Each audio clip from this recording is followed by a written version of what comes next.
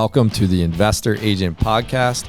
I'm Steve Seymour, your host, where we help transform the human mindset from scarcity and lack to abundance and wealth, one conversation at a time. Hey everyone, Steve Seymour with Vanguard Realty Alliance here with Dustin Seltzer on the Investor Agent Podcast, where we help transform mindsets from scarcity and lack to abundance and wealth. Dustin, thanks for being on today. Just want to start off by thanking you for coming out and have you tell everyone a little bit about yourself and how'd you get started in real estate? Yeah, thanks for having me, Steve. Appreciate having me on. I started in real estate about 2014 as an agent. The goal when I got into real estate was really to get into the investment side. I was not intending really to be a salesperson, and that's probably not too common, but essentially when I got into it, I wanted to get into investing, flipping houses, acquiring rental properties. But I realized that I couldn't really do that by working a 9 to 5. So the biggest thing for me getting into the sales business is you can have unlimited income to fund these properties. So you saw getting your license as a kind of stepping stone to getting into the investing. Correct. And well, the bigger thing too is I didn't know anything about real estate when I got into real estate. I didn't know what a UNO was. I didn't know. I remember people would ask me what interest rates were, and I had no idea. So fake it till you make it. Yeah, and that was I got that advice early on, but yeah, it was a great experience to start. So you got licensed in 2014, mm-hmm. And then when did you start, actually buying properties? I bought my first property in 2016. So 2 years in? Yeah, 2 years in. I believe it was April of 2016. And that was an FHA property back when you could get FHA loans accepted. You could get 6% seller's assist. There you go. So it was a $100,000 property. I bought it 3.5% down, 6% assist. I think it was roughly $7 or $8 grand all in. Rehabbed that property. And then after about a year, I took a HELOC out on that property.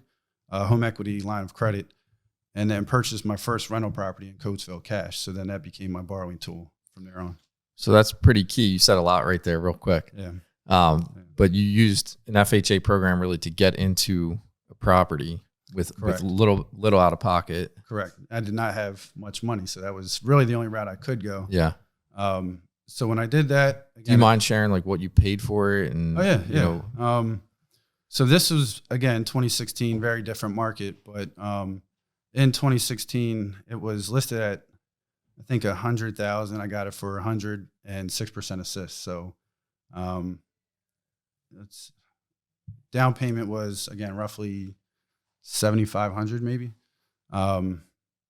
And I had to put about 30 grand into the property. So it didn't have heat. So how did you come up with the 30 grand? You had that saved up? No, I did not. I did not actually. I was kind of winging that one. My sales business, I was doing well at the time. So yeah. I put aside commission checks, and that's how I paid with that out of pocket. I got you. But what was the question again? No, so it's just, a lot of people are like, how do I get started? And it's like, that's a very great, that's how actually I got one of my first rentals in Westchester. I had a couple before that in lower end areas, but when I wanted to get a higher end, I used FHA, bought it as a primary, right, and then moved out and then kept it as a rental. And that was a big thing too. For FHA, it's 3.5% down, but it has to be your primary residence. I was looking at a multi-unit at the time, but I still couldn't find the deals where the numbers made sense. Yeah. Versus this one, when I bought it, my mortgage payment was roughly $700 a month. That place is now running for $1,700 right now. Wow. So $1,000 a month cash flow. Yeah. I mean, obviously you got some expenses there, but And then I have my home equity line of credit on top of that, which is extra $350, give or take. That's over 20 years, but still there's cash flow there that allowed me to purchase that property and pick up others. So you took the home equity line of credit and then you bought another rental and then just kept going with that? Correct. And then funny thing about that is the first rental I bought, the first month after I bought it, the roof leaked. So there's my first $10,000 repair. There you go. Into my first rental property. Welcome to being a landlord. Yeah. And you don't expect a $10,000 repair, but when you buy a house in Coatesville from 1900 that has 4 layers of shingles on it and no plywood, then you have a big problem. So So for anyone out there, really that kind of feels like they don't have enough cash to get started, what would you say shifted in your mind to say, I just got to do this. I got to pull the trigger? I would say what shifted for me is I was broke. I mean, honestly, I was broke at the time. So doing the sales, you have to be motivated to do that. If you're not motivated to be a salesperson in real estate, you're not going to make any money. Yeah. So that's what shifted for me is I wanted to acquire these rentals to have some type of stability to where 5-6 years from now, I don't have to worry about chasing a commission check or working 14, 16 hours a day, which I was at the time. So it was really the feeling of being broke and worrying about where your next commission is coming from that you said, I got to do something different. Yeah. And that had the fear of that became greater than the fear of, pulling I'm sure there was some fear buying your first house. Yeah. No? Not really too bad. Just not really too bad because I've helped people at the times and I so had understanding of construction. Process. So I knew the process. I guess it was nerve wracking once you buy it, your first one. More excited than anything. Yeah. But then that excitement then turns to stress because when you don't have money and you're working check to check still and you have all these bills for materials and contractors, it starts motivates you to go sell another house or two. Yeah, exactly. So fast forward, 5-6 years. Now you're in a totally different position. Correct.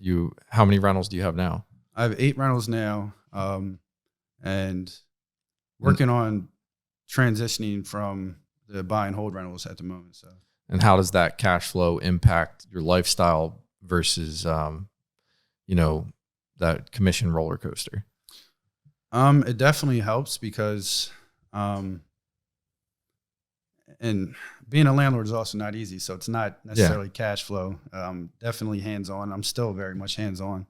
But it definitely helps because you have that money coming in that you don't have to worry about if you have a settlement this month or if, the day-to-day stuff.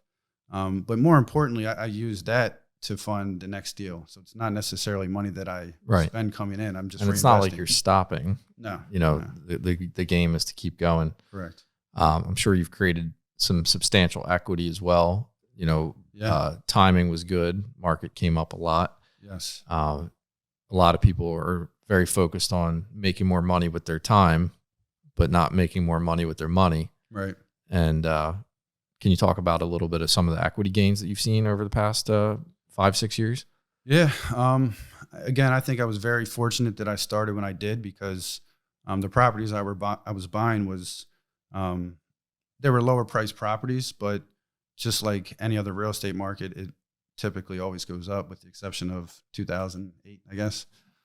Even right now, we're seeing really ridiculous gains in equity from this time last year. But from 5 years to now, I mean, pretty much every property has doubled in equity. So you're getting the cash flow month to month, you're getting the equity that has doubled, and you're also getting the tax benefits. So depreciation. So, that's kind of a big thing is because, and it's not to say that you wouldn't have been more successful with sales if you had focused all that time and energy on sales, right? Because you only have so much time in the day. And like you said, it is rental properties are not necessarily passive. No. But if you were to go back and trade it, would you go back and say, I wish I would have done more sales and not bought rentals? Or would you say, you're pretty happy with what you did and, glad that you took those steps to acquire rentals? I always say that I'd never regret buying a house. I only regret the houses I did not buy. So I would have pulled the trigger more, honestly, because would have bought more. Yeah. Yep. And there was opportunities that were presented to me that I passed on and I regret now. I don't regret. It's just a learning experience. But if I would have went back there, I would have just started invested earlier because I just didn't know enough at the time when I started. So I had to educate myself before I jumped in. Yeah. Any advice you would give for anyone that's like kind of on the fence or, they want to get started, but they just don't know where to start? Well, Vanguard has an investor meeting every Wednesday. So that's one great place, or once a month. Yeah, once a month. Yep. So that's a great place. There's plenty of investor groups out there on Facebook and all over. As far as getting started, really just take action. That's all I can say. I mean, you can overanalyze deals, but ultimately you have to take action or you're going to be in the same place that you were last year. Yeah, because you bought properties for what, like some of them for $50,000. Yeah. So it's like, okay, well, what if you walked away from a deal 5 years ago because it was $5,000 overpriced? Oh yeah. 5 years later, you're saying they've doubled. Right. So if you would have gotten $45,000 in equity instead of 50, wouldn't you have rather? Exactly. So that's where I tell a lot of people, don't overanalyze it. If it cash flows and it's in the market that you want, you believe in the area, pull the trigger, get started. You're going to learn. You're not going to get hurt if you hold. If you buy and then you sell, you could get hurt. Flipping. Yeah, or if you buy a rental and you sell in a year or two. Yeah. But time heals all wounds in real estate. You can make a mistake, and time will heal if you hold long enough, right? I mean, if you look at historically, 20, 30 years.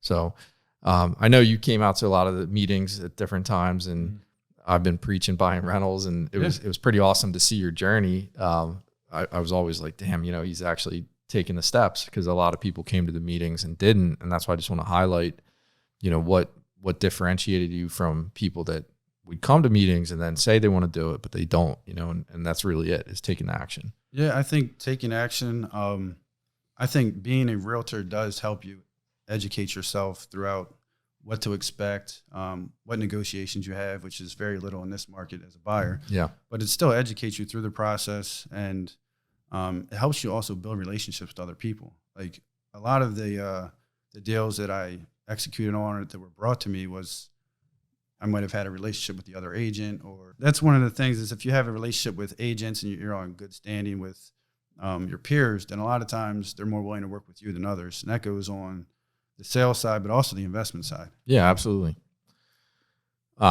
Any last tips or tricks you want to tell anyone, if it's thinking about getting investing? Really just take action. Don't overanalyze, and make educated risks. So don't just buy anything just to get a rental. I think the one key thing that you hit on was, if it cash flows, you're going to be okay. If you're not buying something that cash flows, and if the market does go under, then you're going to be in some trouble. Right. Because you might not want to be able to hold on and write a check every month. Right. And then just trust the process, make sure Ben Simmons is not there. Yeah. So. Well, we appreciate you coming on today. I mean, we really just want to hope that this information is helpful in, really transforming. There's a lot of fear out there in the marketplace. The values are going to keep shooting up, or the rates are going to rise, this or that. And it's really, like you said, you got to kind of have trust. You got to trust the process. Right. This is not something new. The strategy's been around for a really, really, really long time, and has made a lot of people very wealthy. So if you're interested in getting into investing in real estate, we'd love for you to reach out to us. We'll drop both of our information below. And here at Vanguard Realty Alliance, our mission is really to help empower agents to live their life to the fullest, specifically through creating financial freedom in investing in real estate. And that being the most simple strategy is buying rental properties, buy and hold. There's no secret sauce. Just go do it. Get around people that are doing it and get support, educate yourself. But if you're on that commission roller coaster and you're feeling that pain, like, I just don't want to keep doing this. I know I've been doing this for 5 years. I don't want to do it for another 5. Or I've been doing this for 20 years. I don't want to do it for another 20 years. We really suggest surround yourself with the right people and come on out to one of our meetings. So thank you very much. Thanks, Dustin, for being on today. I appreciate it. Thanks for having me. Thank you for tuning in to the Investor Agent Podcast today. We hope you found it valuable. Please tune in weekly at theinvestoragents.com.